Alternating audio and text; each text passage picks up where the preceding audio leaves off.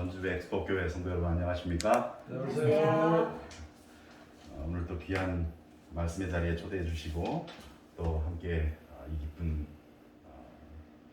순간 이 자리에 증인으로 설 수 있게 해주셔서 진심으로 감사합니다. 엑스포 교회가 개척 교회로서 우리 동중한 앞에 막내 교회라고 했는데 진짜 그 심정이 주보에 보니까 다 이렇게 개척 전도사, 협력 전도사, 정말 이 개척하고자 하는 그 귀한 열망이 느껴져서 너무나 마음에 큰 감동이 있습니다. 우리 두 분의 네 분의 이 헌신과 봉사가 또 기도가 우리 성도들과 함께 협력하여서 이곳 원주 기업 도시에 주님의 놀라우신 등대가 하루빨리 더 규모 있게 갖추어지기를 간절히 축원합니다. 네. 오늘 우리 어린이 설교를 보니까 제가 이 타이밍을 잡아라라고 하는 제가 설교만 이제 제목만 보내줬을 뿐인데 어떻게 오늘 제가 얘기하고자 하는 이 베드로에 대한 내용을 같이 또 이렇게 하셨을까 하는 생각을 해보게 됩니다. 오늘 여러분들과 함께 짧지만 1시간 동안 우리 여러분들과 타이밍을 잡아라라고 하는 제목으로 말씀을 좀 나누고자 합니다. 마가복음 1장 16절부터 18절의 말씀을 본문 말씀으로 좀 보도록 하겠습니다. 마가복음 1장 16절에서 18절. 우리 혹시 특별히 이제 초신자들 옆에 성경 말씀을 좀 찾아서 좀 보내주시면 좀 고맙겠습니다.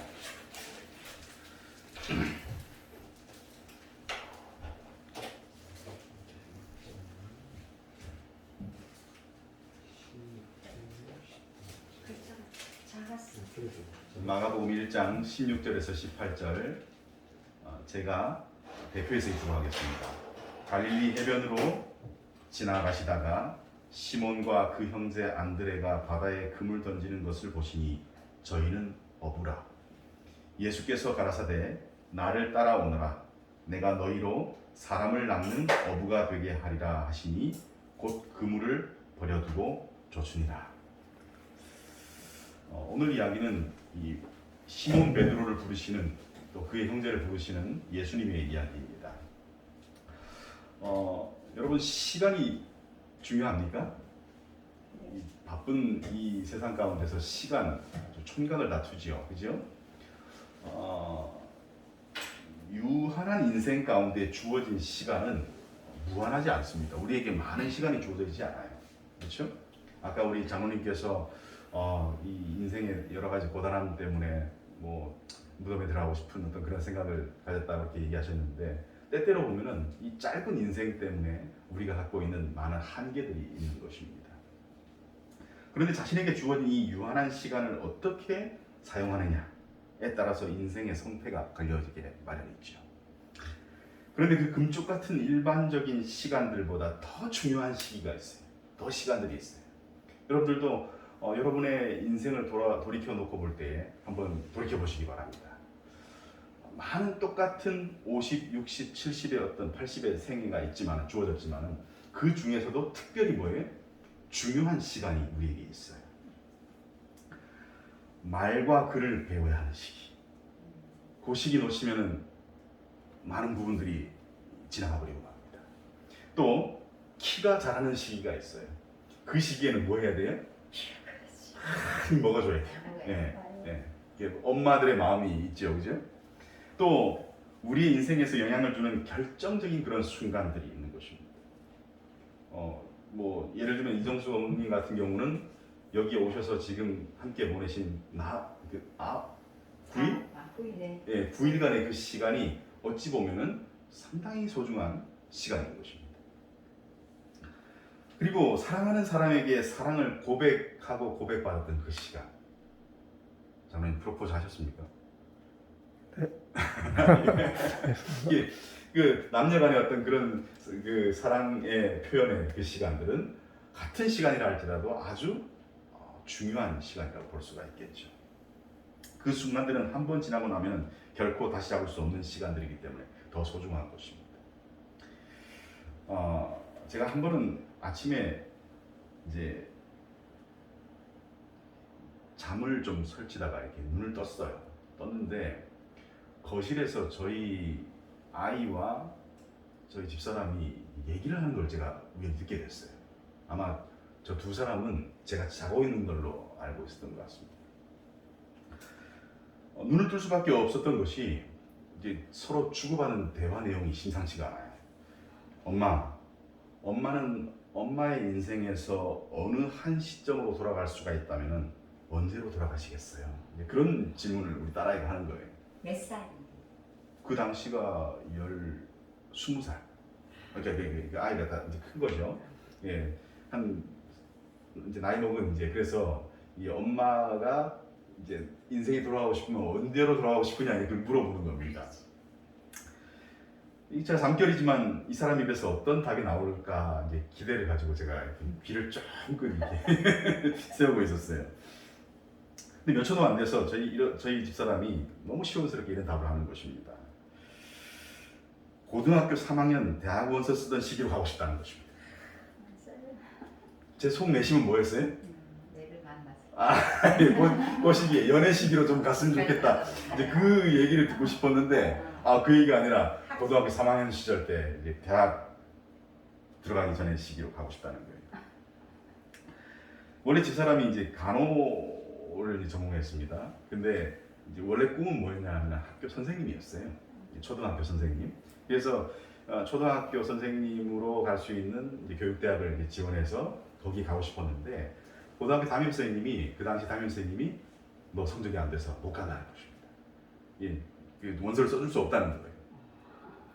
그래서 어쩔 수 없이 선생님의 강권에 의해서 이제 지금 이 진로를 이제 잡게 되었는데 그 해에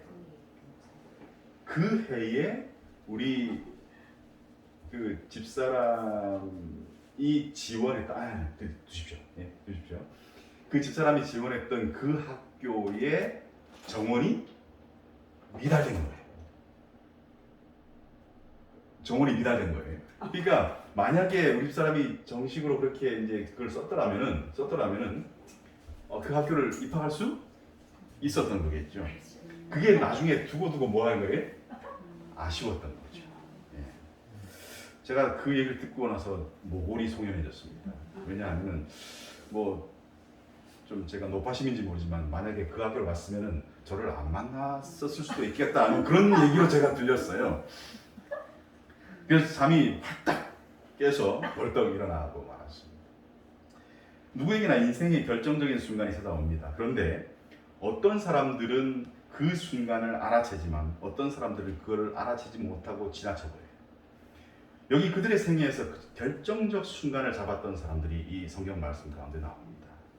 그들은 어려서부터 평생 고기를 잡았던 그리고 그렇게 살았던 어부들이었습니다. 평생을 그렇게 고기만 잡고 살 것 같았던 그들에게 누가 오셨어요? 우리 예수님께서 다가오셨죠. 어느 날처럼 배를 갈릴리 연안에 띄어서 그물을 잡고 그리고 그렇게 그물을 이제 올리던 그 날이 오기까지만 어느 날 밤새 고기를 잡으려고 애를 썼지만은 그들이 손에 쥔 것이 없었습니다. 여러분 어려서부터 이 물고기 잡이를 했던 사람들이라면 적어도 그 분야에 있어서 뭡니까? 전문가들이죠. 근데 그들이 그렇게 애를 쓰고 밤새 내내 그렇게 고기를 잡았음에도 불구하고 한 마리의 고기도 잡지 못한 소위 말해서 허탕을 친 날이었어요. 근데 허름한 복장을 하는 사람이 일단의 무리와 함께 바다에 나타나서 빈손인 그들의 배에 올라와서 말씀을 한 것입니다. 배와 그물을 정리해야 하는데도 시간이 빠듯한데 자신의 배 위에서 해변에 앉아 있는 사람들에게 한가하게 말씀이나 주시다니 그 모습을 보면서 이 사람들이 마음이 답답해지기 시작하는 거예요. 저는 예수님의 이 설교 장면을 예수님 사역에 있어서 상당히 아름다운 장면 중에 하나로 꼽기를 주저하지 않습니다. 시대 소망에 보면요, 그 장면을 이렇게 묘사하고 있어요. 갈릴리 바다에 날이 새고 있었다. 밤을 샜으니까 이제 새벽 어스름이 찾아오는 것입니다. 새벽 여명이 이제 밝아오고 있어요. 수학 없는 수고의 밤으로 피곤하여진 제자들이 아직도 그들의 어선을 호수에 띄우고 있었다. 예수님께서는 조용한 시간을 보내시려고 물가로 오셨다. 여러분, 모든 것을 손에 잡지 못한 허탈해하는 사람들과 예수님의 만남이 거기에서 나옵니다. 시대소망 25장의 이 첫 서두는 그날의 광경을 함축적으로 이렇게 묘사를 하고 있어요. 여러분, 어부들에게 있어서 수확 없는 아침은 무엇입니까? 고난이고 절망이죠. 그들에게는 쉼이 필요했지만 쉴 수 없는 노곤함만이 그들을 기다리고 있었습니다. 그물을 정리해야 되고요. 또 배를 정박시켜야 됐습니다. 예수님도 하필 그날 물가로 나오셨어요. 좀 뭐예요? 만선에 좀 이렇게 좀 풍성한 그러한 날에 오셨으면 얼마나 좋았겠어요. 군중을 피하기 위한 쉼의 필요를 가지고 예수님께서 오신 거예요.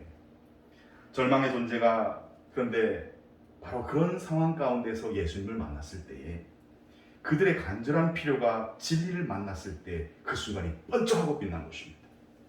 여러분, 만약에 그들이 만선의 순간 예수님을 만났다고 한다면 아마 그들은 예수님에게 주목하지 못했을 수도 있어요. 하지만 그들에게 손에, 그들의 배에 아무것도 없는 그 시련의 순간 가운데 그들에게 찾아왔던 예수님은 그들 삶을 바꿔놓는 전기가 된 것입니다. 새벽녘에 단지 아름다운 해변에서의 설교라는 그림과 같은 그런 의미로서의 반짝임이 아니라 하필 인생의 가장 절망적인 그 순간이라 할지라도 그 순간 그곳 텅 빈 배에 예수님께서 오르신다라고 한다면 그곳은 뭐가 돼요? 충만함이 되는 것입니다. 마찬가지로 우리의 심령이 곤비하고 우리가 정말 텅 빈 것 같은 그런 인생의 공허함을 느낀다 할 때에 그 순간 예수께서 우리의 심령 속에 오신다고 한다면 그 텅 빈 심령이 뭐가 돼요? 확 차게 되는 것이죠. 그분은 내 절망의 깊이가 깊을수록 나와 함께 하기를 원하시는 분이십니다. 사람의 인생에 불어오는 결정적인 순간이 있다면 시몬에게는 바로 그 순간이었다라고 말할 수 있겠습니다. 옆배에는 그물을 싣는 동료들이 있었지만은 그들은 밤새 잡은 고기 손질과 그물 손질 때문에 그분의 말에 귀 기울일 여념이 없었어요. 그래서 오히려 그들의 실패와 절망이 있었기에 예수님의 그날 아침의 말씀은 그와 그의 형제 안드레에게 단비가 될 수 있었던 것입니다. 베드로는 훗날 자신의 고백 중에 이런 자전적인 고백을 했습니다. 베드로 전서 4장 12절에 보면요, 사랑하는 자들아, 너희를 시련하라고 오는 불시험을 이상한 일 당하는 것처럼 이상히 여기지 말고 오직 너희가 그리스도의 고난에 참여하는 것으로 즐거워하라 그러십니다. 베드로가 자신이 가장 힘들고 어려운 상황 가운데 찾아오셨던 예수님을 기억한 것입니다. 그리고 그의 평생 가운데에서 그가 힘들고 어려울 때마다 예수님의 인도하심과 임재하심이 더 절실했던 거예요. 여러분 잘 아시는 미 합중국의 과거 대통령이었던 오바마 대통령 아시죠? 그가 처음 대통령이 되었던 때가 47이라고 해요. 제 나이가 그때보다 벌써 넘었습니다. 그러니까 아주 어린 나이에 세계의 패권 국가의 수장이 된 것입니다. 근데 그가 어떻게 약관의 나이에 대통령이 될 수 있었을까요? 결정적인 순간이 있었습니다. 그가 2살 때 부모님이 이혼을 했습니다. 아버지는 82년도에 교통사고로 돌아가셨어요. 어머니가 재혼함으로 인해서 외할머니 손에서 그가 자라게 되었습니다. 그러니까 어머니 재혼으로 인해 가지고 아버지 어머니의 사랑을 다 받지 못하고 자라는 거예요. 그가 이름이 앞에 오바마 앞에 뭐가 있어요? 보락. 보락. 예, 보락. 이 보락이라고 하는 이 말은 미국 사람의 성이 아닙니다. 아프리카 사람의 성이에요. 아프리카 이름을 가지고 있고 또 피부가 검다는 이유만으로 친구들에게 항상 이 따돌림을 받아야 했습니다. 그래서 청소년기 때는 술과 마리화나 아주 그런 여러 이제 그 방황의 어떤 흔적들을 그가 남기고 컸어요. 그리고 1979년도에 대학에 입학했지만은 열심히 공부하지 않았어요. 왜요? 목적이 없으니까. 자신의 삶의 존재의 근거가 이게 희미하니까. 심지어는 흑인 정치 동아리를 만들어서 아프리카 공화국의 인종 차별을 규탄하는 어떤 그런 데모도 하고요. 그러니까 상당히 방황의 시절을 겪었던 것입니다. 하지만 1982년도에 인생의 전환점을 그가 맞이하게 됩니다. 아까 82년도에 누가 돌아가셨다고요? 아버지가 교통사고로 돌아가시게 돼요. 그 아버지의 이제 부흥을 소식을 듣고 난 다음에 그래도 어떻게 해요? 아버지 돌아가신 곳을 한번 가봐야 되겠다라고 하는 그런 생각이 들어서 고향 케냐를 방문하게 될 기회를 얻었습니다. 그곳에 가보니까 주변 사람들이 다 이름이 뭐예요? 버락이에요. 지금까지 자기가 어디에서 떨어졌는지 모르는 그런 삶을 살았는데 거기 가보니까 자기와 얼굴 매무새나 또한 모든 부분들이 닮은 사람들이 거기에 있는 것입니다. 그리고 그들이 사는 고통스러운 삶의 모습을 보면서 아버지가 왜 그 풍요로운 땅 미국을 버려두고 다시 그 고향으로 돌아갔는지를 그가 깨닫게 되었어요. 그리고 아내도 버리고 자신도 버리고 그곳 케냐로 돌아갔는지에 대한 그런 실마리를 그가 발견하게 된 것입니다. 즉 그의 정체성에 대한 혼란을 극복하게 되었어요. 그 여행에서. 그리고 그 이후에 그는 미국의 인종 문제에 대해서 깊은 이해와 관심을 가지게 되었고요. 그리고 그 이후부터 그는 수도순처럼 공부를 하기 시작했습니다. 오바마는 마약을 끊었고 그리고 정치학과 외교를 전공한 다음에 컨설팅 회사에 취직하게 되었어요. 여러분 그에게 그런 어린 시절의 시련과 어려움 그리고 그 순간 아버지를 통해서 자기의 정체성을 찾는 그 시간, 그 사건이 없었다고 한다면 오늘날 우리가 알고 있는 오바마는 존재하지 않았을 것입니다. 여러분이 아시다시피 예수님은 빈손의 그들에게 다시 그물을 바다 쪽에 던지라고 말씀드렸습니다. 그리고 예수님의 말씀은 그날 그 아침에 그들에게 이루어졌습니다. 실제로 뭐예요? 그물을 예수님 말씀에 순종했을 때에 던졌을 때에 시몬 베드로는 자신이 경험하지 못한 엄청난 수확을 하게 되었습니다. 하지만 여러분 아시다시피 베드로는 이 바닷가보다 먼저 예수를 만났던 사람이었습니다. 침례 요한이 예수님을 요단강에서 침례 주었을 때에 안드레와 요한이 그 장소에 있었어요. 안드레는 예수가 세상 죄를 지실 어린 양이란 말을 듣고 그의 형제 시몬에게 베드로에게 야 메시아가 나타난다. 우리 한번 가보자라고 그를 이끌었습니다.